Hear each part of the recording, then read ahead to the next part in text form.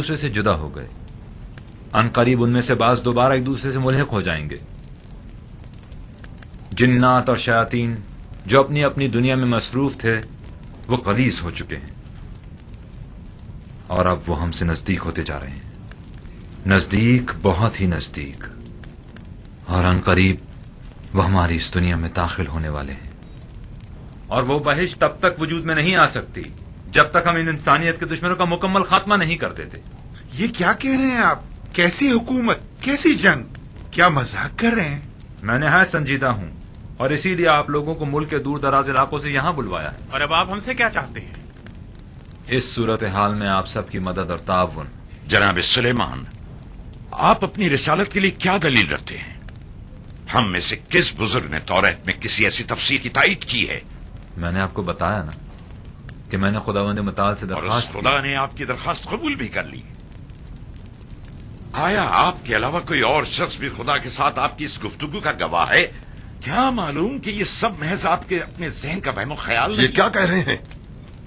آپ سبھی میرے باپ داؤد نبی اور میرے بھائی سلیمان کی رسالت کے بارے میں بخوبی جانتے ہیں اور یہ بھی اچھی طرح جانتے ہیں کہ خداوند نے ان پر کیا کیا عنایات کی ہیں. ہم کچھ نہیں جانتے. جو معجزات ان کی پیامبری سے متعلق نقل کیے جاتے ہیں وہ ہم علماء یہود کے نزدیک کبھی ثابت نہیں ہوئے اور نہ کبھی ہم نے ان کی رسالت کی کسی واضح نشانی کا کوئی مشاہدہ کیا ہے. لیکن میں یہ کہتا ہوں کہ یہ تمام باتیں محض آپ نے اپنی حکومتی کمزوریوں پر پردہ ڈالنے کے لیے گڑی ہیں. خود کو بادشاہ کہلواتے ہیں. بس ہر رونما ہونے والے حادثے کے ذمہ دار آپ خود ہیں.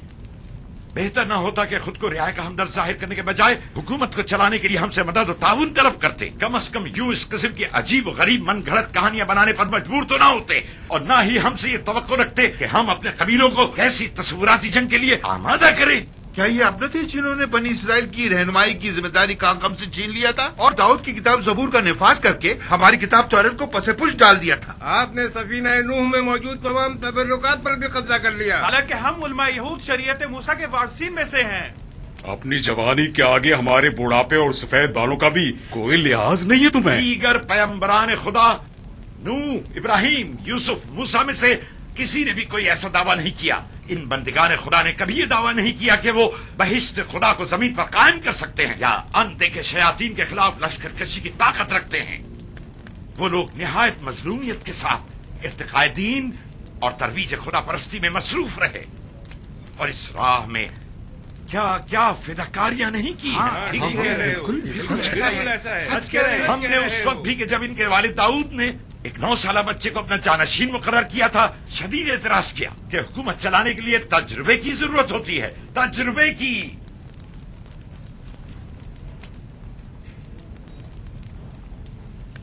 اپنے اپنے شہروں کو لوٹ جائیں اے بزرگان بنی اسرائیل.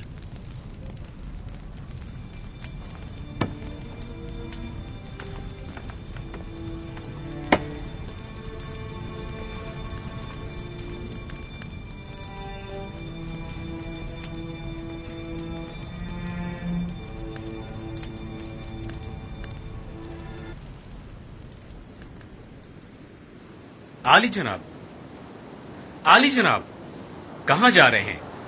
آئیے بیٹھ کر کوئی راستہ نکالتے ہیں. شاہ فرزند معارف خاندان ابراہیم کو بھول گئے جو یوں ہم سے سلیمان کی طرفداری کر رہے ہو. دیگر سپہ سالاروں کو بھی ہمارا یہ پیغام پہنچا دینا کہ آخر کب تک وہ اپنے قبائل کے خلاف قدم اٹھاتے رہیں گے.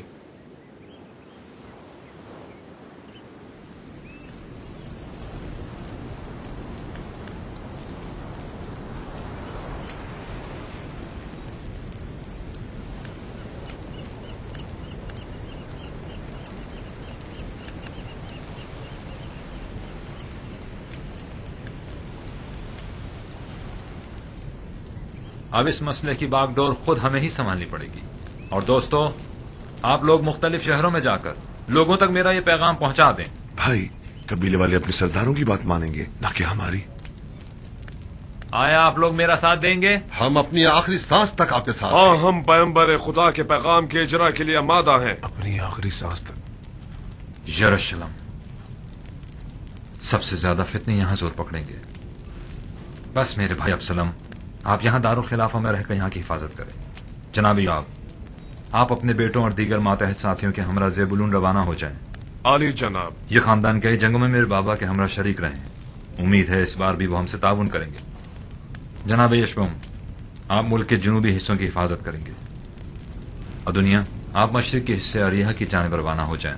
इम्कान है कि सबसे पहले फितने यहीं से सर उठाएंगे। आली जनाब, तो क्या यरूशलेम को फौज से बिल्कुल खाली कर देंगे? कोई और चारा भी नहीं। आप लोग लश्कर अपने हमरा ले जाएं। फितने बर्पा होने की सूरत में अमन अमान कायम करने में मददगार साबित हो।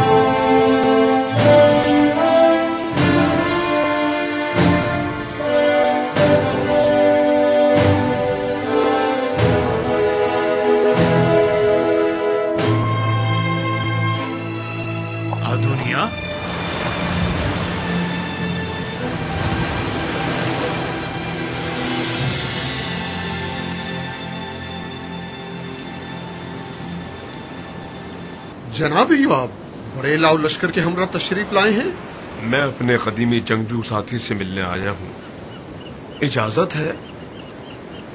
खुशामदीद। ऐ लोगों, हमें एक इंतहाई सख्त और कड़ी आजमाइश का सामना है। दुनिया के दरवाजे जिन्नात और शयातीन पर खोल दिए गए हैं। अब तक वो इंसानों को सिर्फ वसवसों में मुब्तला करने पर कादिर थे, लेकिन अब वो बराह रास्त हम पर असरअंदाज होंगे और नतीजतन हर किस्म की बुराई और शर हमें अपनी लपेट में ले लेगी। ये शैतानी ताकतें अपनी तमाम तर कुव्वतों के साथ हमलावर होंगी, जिनकी पहले उन्हें इजाजत न थी। एक बहुत बड़ा खतरा हमारी घात में है, जिसके लिए आप सबको होशियार रहना होगा। लेकिन शैतानी हमले बाईमान इंसान के मुकाबिल कभी कारगर साबित नहीं होते। बस आए मुत्तहिद हो जाएं और खुद को खालिसतन अपने खालिक के लिए वक्फ कर दें। परवरदिगार की रहमत के दरवाजे उसके बंदों पर हमेशा खुले रहते हैं। बस मैं आप सबसे चाहूंगा कि तक़वा इख्तियार करें और फरमाने रसूल खुदा की इताअत करें, ताकि फितनों के शर और शयातीन के खतरे से अमान में रहें। तकवा और इताअत पैगंबर खुदा ही हमारा हथियार है, वाहिद हथियार।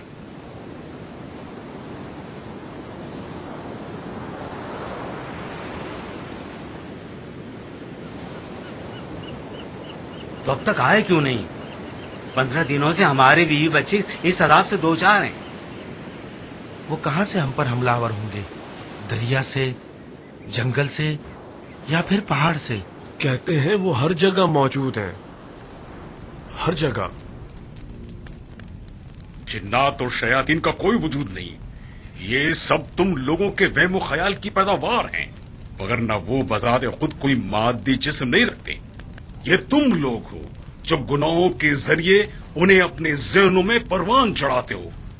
हकीकतन ये शैतान है क्या? शैतान हमारे अमाल और मनफी सोचे हैं। आप खुदा की बरगुज़ीदा कौम हैं, लिहाजा कभी भी गुमराह नहीं हो सकती। आप लोग सिर्फ हामलान तौरेत की पैरवी कीजिए, ना कि दूसरों की।